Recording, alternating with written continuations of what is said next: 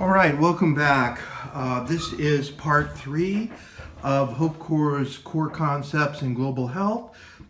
We'll re-begin where we left off, which is community-based delivery systems and their relationship to to accomplishing good healthcare numbers in the developing world. And as we said before, in 30 years of consulting in the developing world, I can say that no project will be sustainable unless it is significantly community-based. Unless the community takes ownership in what's going on, no matter how much money is poured in, eventually those programs will atrophy and disappear. In our case, we have incredibly good relationships with the Ministry of Education and also the Ministry of Health. We have won multiple awards from the school system as being the nonprofit that has offered them the most benefit over the years. And in another video, I will actually look at a recent communication we got from the Ministry of Health, which documents, number one, how happy they are with our services, but number two, that they have seen decreased absenteeism in the schools where we have our medical clinics functioning. We have memorandums of understanding with both the Ministry of Health and the Ministry of Education. We also work closely with the local hospital. So community-based then becomes extremely important if you're going to be able to sustain your program, and you can never scale up a program unless it's sustainable. So if you first get it to the point where it is community-based and sustainable, then you can move to scalability. So we're going to look at curative services, prevention modalities, and health education. And really, we put health education at the top because the two bottom things, good prevention modalities like clean treated drinking water in the schools, hand washing, and bed nets, all depend on particularly the mothers, at least for the young children, knowing that these are important interventions in the health, in the protection of the health of their child. So we're one of the small nonprofits that has done maybe the most, definitely the most in our area on prevention modalities. At this time, we've placed over 20,000 of the 5-year new insecticide-treated bed nets into the community. No other nonprofit in our area has accomplished that. That's been done over the period of about 4 years. And we are now focusing heavily on getting all of our entering classes in our elementary schools, these would be the 5 or 6-year-olds, to have nets in the home.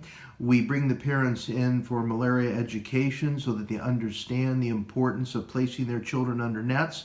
And then we actually go into the homes and monitor that the nets are actually hanging, that they're being used and used properly. We also made history in Kenya for being the only school system, and in our case with about 45,000 to 50,000 students, who has clean, treated drinking water systems in all 200 schools, which Hope Corps put into those schools. We've also pioneered putting in hand washing stations with soap in those same schools. And we will look at these programs individually in future videos. But the importance here is to really emphasize that Hope Corps really does walk its talk as far as prevention goes.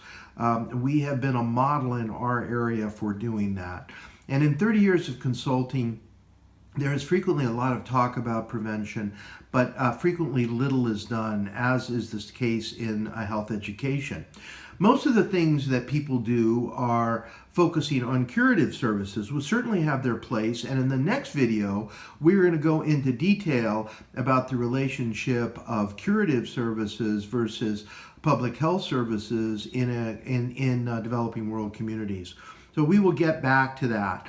But certainly health education and prevention go hand in hand, And we have been the leaders in both of those in our particular area. Now, I want to hit hard, and I may have mentioned this before about prevention. People really don't understand how cost effective prevention is. And as a physician who spent 23 years of his life doing clinical medicine in Northern California and also in the developing world, let me give you an example of the type of things I've seen. So you'll see a child that we'll see in one of our school mobile health clinics who comes in with classic symptoms and signs of malaria, is treated with an artemisinin combination medication for possibly about a cost of $1. Now you take that same child and instead of treating them right away or bringing them to a place that didn't have any medicines or treated the child with the wrong medicine, and now the child returns 3 to 4 days later, but this time that child returns in a coma because that child now has advanced falciparum cerebral malaria. And that child will then end up in the hospital, may spend a week in the ICU, may be longer, may not survive at all. And if the child survives, literally thousands of dollars and thousands of dollars worth of resources can be spent on a child where this could be prevented with $1 worth of medicine. The same with immunizations. So if you're going to, as we talked about before, if there's 2.5 billion critically poor people on the planet, then it's absolutely critical that our services be medically effective, but also cost effective. And prevention is certainly the key for cost effectiveness. You will never get any medical therapies or curative services that are going to be cheaper than good prevention. That's extremely important, and it's one of the principles that our program is built upon. So if we're going to do prevention, then the question is, what is the best way to do prevention and what is the cheapest way? Because again, we're looking at potentially hundreds of millions of people here. And so, what we talk about in our program is go where the money is. And the idea here is that if we're going to do prevention, as you're going to see later, the areas where we want to focus our preventive activities are on mothers and children, and we'll go into that in detail further on. Then we need to go where the mothers and children are. Well, when we started this program, we really began with our microenterprise clients, and we weren't working yet in the schools. And every day we'd send out our nurse, a driver, a four-wheel drive vehicle, and we'd go and visit the individual homes of these people. When we looked at that over a period of 4 to 5 months, we realized how inefficient and expensive that is. Number one, because of the topography, which you're going to see in a later video of where we are on the slopes of Mount Kenya with all these difficult four-wheel drive roads, we can only get to maybe 7 or 8 families a day, and which is very expensive, and that frequently the children who we wanted to see weren't in the home. They would be either in school or out playing or elsewhere. So it was an extremely inefficient way to go, and we saw this 5 or 6 years ago, and that's where we moved to moving into the schools. So basically, if you look at our area, where do people congregate? By far and away, the most important is the schools. There are 200 schools in these 516 villages, and all the schools are about less than an hour walking distance from a family's home. So the school tends to be the center of social interaction. The mothers will bring their younger children to school. The school is very well known in the area, and it's an easy place for the mothers to access, and of course the children have to be there anyway. So basically, if you go to the schools, you get the children, and as you're going to see, when we talk about the exact programs we do, we have our school mobile health clinic in the mornings where we go to the schools. The schools allow us to use their facilities. We set up curative services. At the same time, we run educational health lectures for age appropriately for the children, whether it be in elementary schools or secondary schools. And we actually bring, since our schools do not have electricity, we actually bring a generator, a laptop, an LCD projector, and a screen, and we do age appropriate PowerPoint presentations for young children, for middle-aged children, and for secondary children. So the schools then become the number one area where people meet. The second area that they meet is obviously in their neighborhoods. So people live on their small farms of 1 to 2 acres, which we're going to see in a future video. And basically they interact a lot with their neighbors because many of their neighbors are actually extended family members. They're all of the same tribal group, which is the Wameru group of Kenya. And even if they're not related, they frequently are intimately involved with the other households in their area, in the sense that they will help each other when they have to work. They will be socially connected, and so the neighborhoods then become, after the schools, the second most important place where people meet. And then the third certainly is the market days. This is still rural Africa, where markets move, these traveling markets. At one particular day, they will be in one area, another day of the week, another area, and they will move around. And that's where people will frequently go and meet.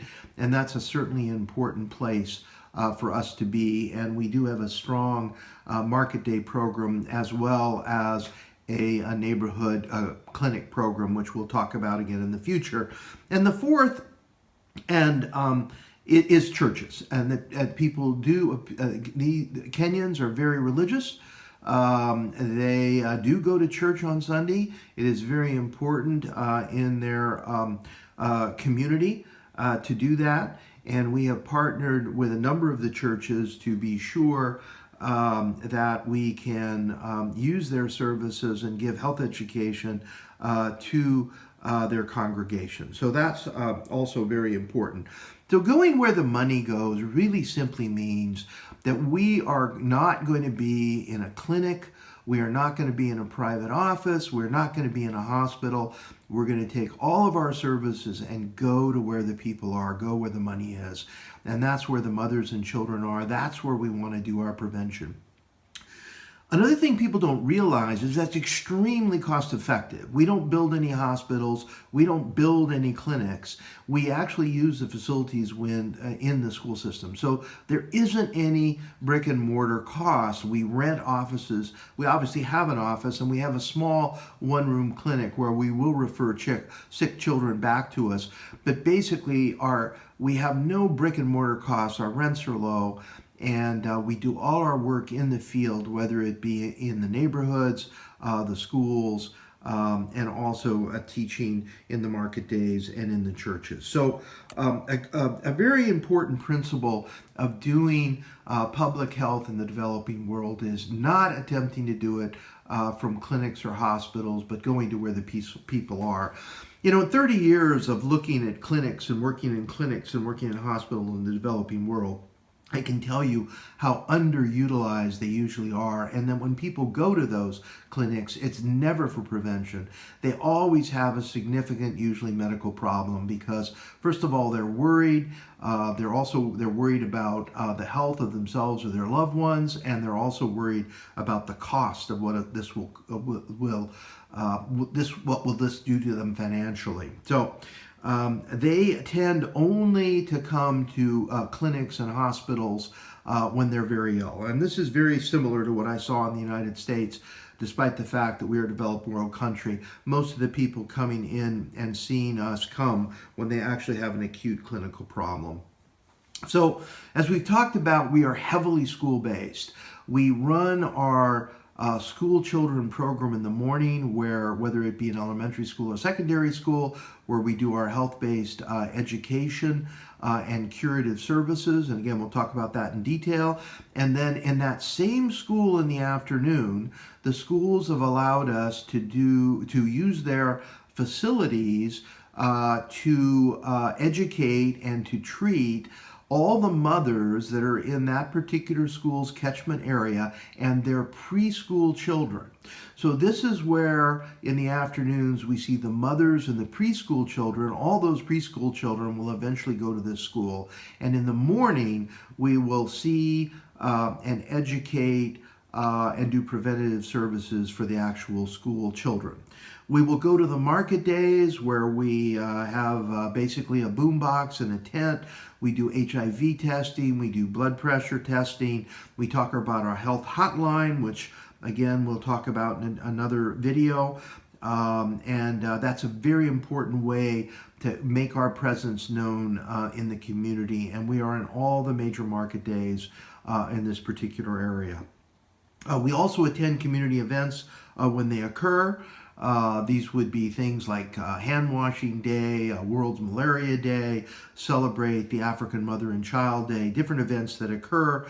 We are always in evidence and usually work with the Department of Health in those areas. We are also have a program that has just been funded and is just starting, which is going to be very important. It's our neighborhood clinic program. And what that is basically is the celebration of the African mother and child, or the Kenyan mother and child.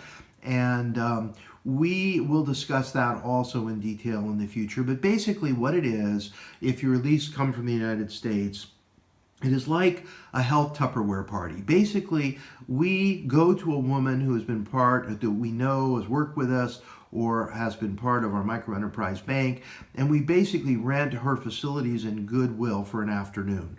We ask her then that we can come to her compound and bring our team, our nurses to do curative services, our educators to do education, and we then ask her to invite all her extended family and all the community members that live in her neighborhood and around her area. And we have our community health workers go out to try to bring people in. This has been very, very successful, and this is going to be a major program that we are going to be putting out at full scale in the next 2 to 3 months. And we will have a complete presentation on this Celebrate the African Mother and Child.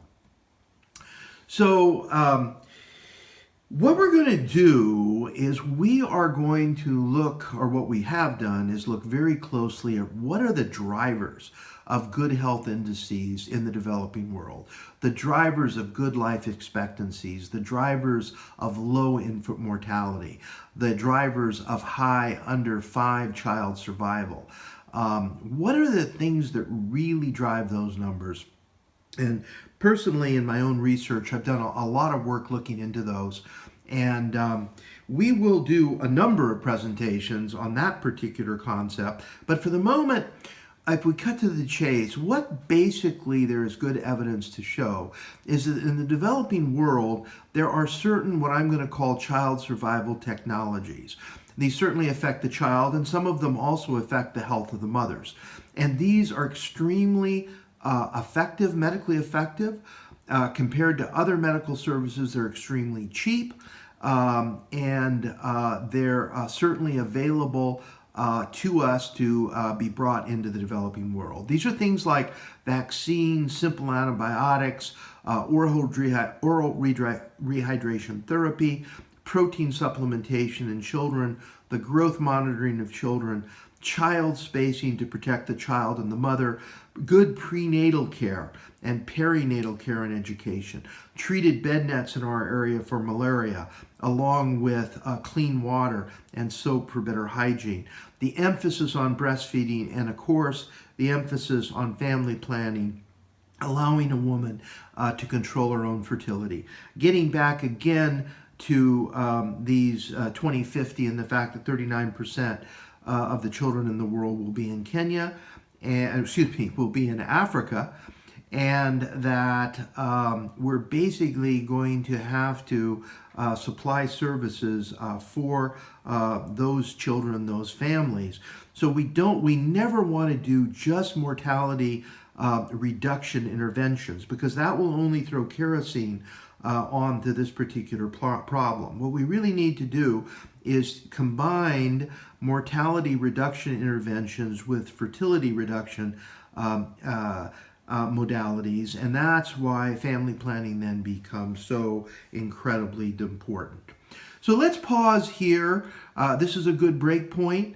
The next video is probably maybe the most important of all in the first 10 videos. And we will look at this particular child, we'll talk about her, and we will look at the medical issues that arise in a child like that, and what causes a child in the developing world that is part of the critically poor of the world to really fail. So let's take our pause here.